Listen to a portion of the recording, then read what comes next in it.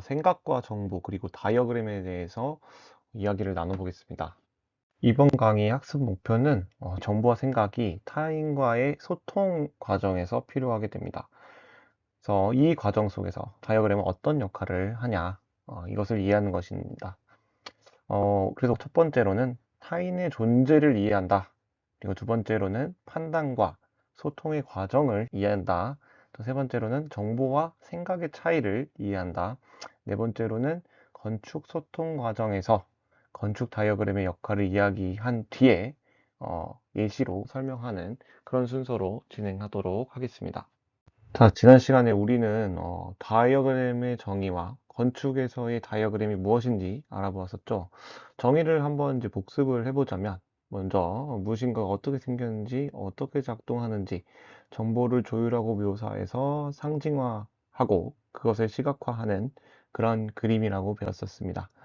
여기서 제가 계속 강조를 한 것이 남에게 내 프로젝트를 이해시키기 위해서라고 했습니다. 그러기 위해서 이 생각과 정보가 필요하게 된다는 것이죠. 그 과정을 한번 이제 설명을 드려 보겠습니다. 먼저 우리가 건축 프로젝트를 완성했다고 가정을 해 볼게요. 이렇게까지 도달하기까지의 그런 생각과 정보를 갖고 있었겠죠. 근데 이렇게 혼자만 있는 이런 상태에서는 굳이 얘를 전달을 한다든지 그릴 필요가 없겠죠. 혼자만 알면요. 그런데 우리 건축 작업이란 것은 그렇지가 않죠. 우리는 학업을 위해서라도 혹은 나중에 돼서 취직을 하더라도 반드시 여러분들의 프로젝트를 설명해야 할 타인들이 존재하게 됩니다. 그 타인은 교수님, 뭐 동료 친구들부터 해서 앞으로는 클라이언트, 게스트 크리틱, 뭐 심사위원, 뭐 좀 더 나아가서는 세상, 아니 일반 우리 부모님들까지도 이런 대상들한테 나의 프로젝트를 설명을 해내야 된다라는 그런 상황에 반드시 봉착할 수밖에 없다. 어,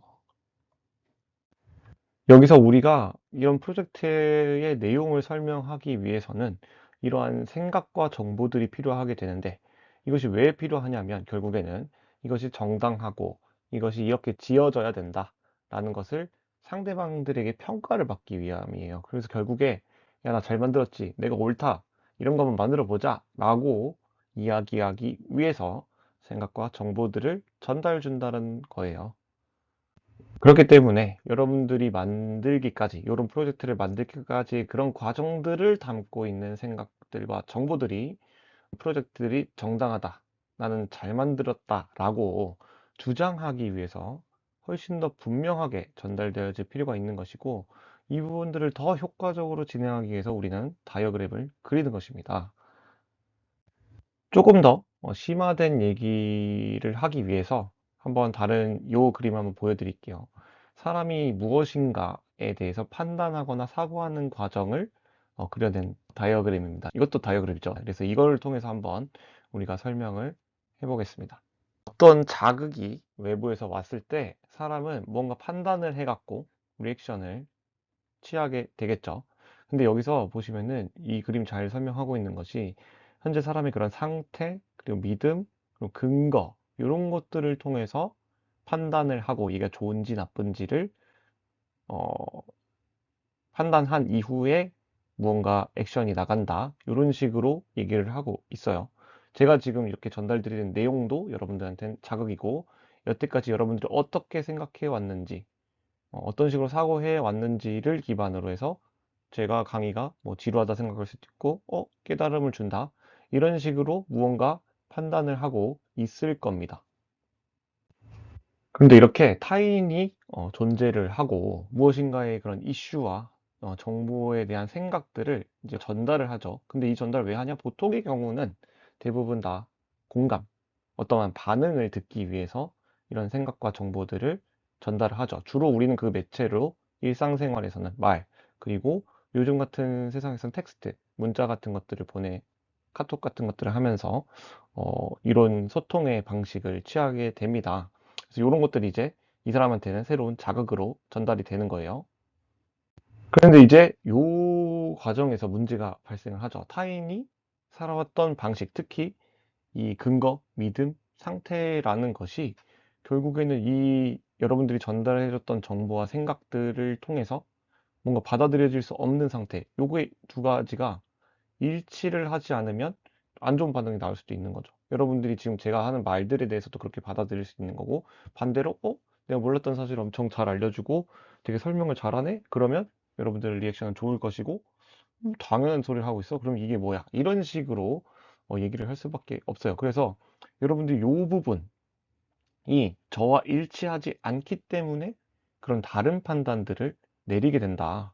요 과정을 정말 잘 이해를 하시면 생각보다 많은 부분들이 해소가 됩니다. 그래서 어쨌든 사람들이 판단을 하고 소통하는 과정에선 이런 작동들이 일어난다 라고 생각하시면 될 것 같아요. 그래서 우리가 요 부분들을 이제 자극하고 더 좀 변화를 줘야 되거든요. 사람들을 설득을 하고 뭐 동조를 이끌어내기 위해서는. 그래서 요 부분에 대한 것들을 훨씬 더 클리어하고 좀 더 명확하게 전달을 해주면서 나랑 비슷하게 생각을 하게끔 만들어준다. 그래서 나 잘했지 라는 얘기를 결국에 하고 싶어서 요 내용을 조금 더 분명하게 설득력 있게 전달해야 되는 그런 상황이 필요하게 되는 거예요. 그래서 정보와 생각을 조금 더 클리어하고 얘를 잘 조합을 해서 상대방에게 전달해내는 뭐 그런 것들이 이제 중요한 스킬이 되는 겁니다. 자, 그러면 이제 정보와 생각에 대해서 한번 구분해서 할게요. 정보의 경우 어디선가 본 거예요. 외부 세상에서 가져온 것들, 그리고 거의 사실에 가까운 팩트. 그러니까 내가 생산해낸 건 아니고 어딘가에 존재했던 것들이죠. 바깥에 있던 거, 외부 세상, 나 말고 다른 데에 있는 것들, 그런 것들을 이제 끌어오는 것들이라고 생각하시면 될 것 같고, 생각이란 것은 결국에 이런 것들을 보고 내 내면에서 작동해갖고 해석한 거. 굉장히 주관적인 것들이죠. 그래서 내가 보고 들은 걸 가지고 해석해낸 것이 생각이라고 이해하시면 될 것 같습니다. 그래서 그냥 일상적인 소통 과정에서 예를 한번 보여드리면, 야, 비트코인이 이번에 1억을 터치를 했대. 라는 것은 어디선가 뉴스 기사나 사람들한테 들은 거죠. 이런 것들은 어떻게 보면 정보인 거예요. 정확하진 않을 수는 있어도 정보입니다. 근데 여기서 야, 이거 지금이라도 올라타야 되는 거 아니야? 아니면 뭐 그때 살 걸이라고 이렇게 생각하는 것은 생각인 거죠. 그것이 사실이 될 수가 거의 없죠. 그냥 그것은 이제 그걸 듣고 나는 그런 본인만의 생각 이렇게 얘기를 하시면 될 것 같고, 뭐 다른 예는 야, 이번에 땡땡 건축사에서 구직공고가 났던데 낮다라는 그 사실 정보인 거죠. 근데 그래서 지원해보는 거 어때? 이런 것들은 생각인 거죠. 또 마찬가지로 야, 신문 기사에서 봤는데 한 아들이 어머니가 평생 모은 돈을 가지고 도망갔대. 어떻게 그렇게 불효막심한 짓을 할 수 있지? 라는 말을 했을 때도 보면은 신문 기사에서 봤는데 어머니의 돈을 가지고 갔다. 라는 것은 정보죠. 그걸 이제 나쁘다고 생각을 했으니까 어떻게 그런 불효막심한 짓을 할 수가 있지? 라는 생각을 해서 말을 하게 되는 거죠. 이렇게 우리 일상에서도 이런 것들이 아주 자연스럽게 작동을 하고 있어요. 다음은 좀 더 건축적인 그런 예시를 한번 들어볼게요. 외부 세상에서 가져온 것들이라고 했죠. 그럼 보통의 경우는 숫자로 표현되고 통계나 뭐 그래프, 매핑, 수치, 아니면 책에서 본 것들, 사진, 사이트 어나리시스의 결과 이런 것들이 주로 정보가 되고요. 좀 더 이렇게 학문적으로 봤을 때 타당한 녀석들, 결국 내가 밖에서 들은 것들, 거의 팩트에 가까운 그런 것들이 건축에서 이제 정보라고 생각하시면 될 것 같고, 여기서의 이제 생각은 그래서 우리가 만들고자 하는 거, 그래서 내가 생각해서 해석한 거, 그래서 어떻게 하자, 뭐 이런 것들이 결국에는 건축에서의 생각이라고 할 수 있겠습니다. 그래서 우리는 뭐 어떻게 해야 된다, 만들어야 된다, 뭐 이런 내용을 담아내는 것들이 결국에 생각이에요. 이런 책에 있는 외부 데이터들을 요약 정리를 했다. 그러면 이제 바깥에서 가져온 것들이기 때문에 정보에 준하다고 볼 수가 있고, 이 정보를 보고 주차 타워를 만들자고 한 것은 저의 생각인 거죠. 이걸 해석해서 만들어낸 생각. 그래서 이런 식으로 좀 구분을 해서 어, 이해를 하시면 될 것 같습니다.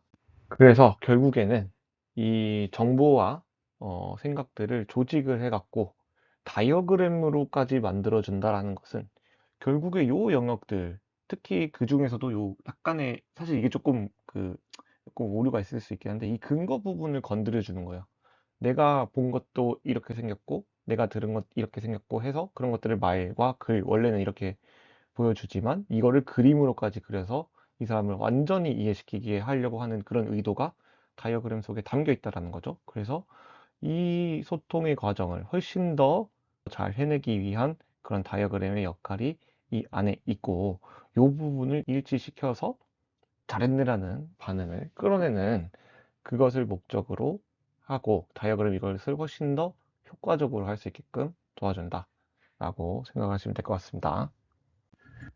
다시 반복으로 앞으로 돌아와서 이런 다이어그램을 그려준다라는 것은 이 부분들을 훨씬 더 이해 가능하기 쉽게 만들어주는 것이고 결국에는 나의 프로젝트에 대해서 설득을 하는 그것을 시각화해서 효과적으로 도와주는 그림이라고 생각하시면 될 것 같습니다.